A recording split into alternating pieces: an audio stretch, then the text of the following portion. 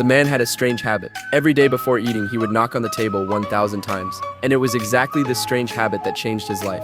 That day, the man was cutting fish at the cannery as usual. He didn't even notice when his finger was cut off. He even packed the severed finger into a can, mistaking it for a sardine. By the time the man realized, the can had already been sealed, and it had already been delivered to the shelves of supermarkets. In order to get back his finger, every day the man went to the supermarket and shook the cans hard. He carefully listened to hear if there was a foreign object inside. But even after he spent all his savings buying back all the cans produced that day, he still couldn't find his finger. Just when the man was about to give up, on the shelf of a roadside convenience store, a familiar knocking sound suddenly came. It turned out the man always had the habit of knocking on tables, and even after being severed, the finger was still moving. The man happily bought the can back. Unexpectedly, when he opened it, it really was the one he had lost. So the man eagerly attached it back on. The fit was exactly the same as before. But the next day at mealtime, the man felt that this finger seemed a little off.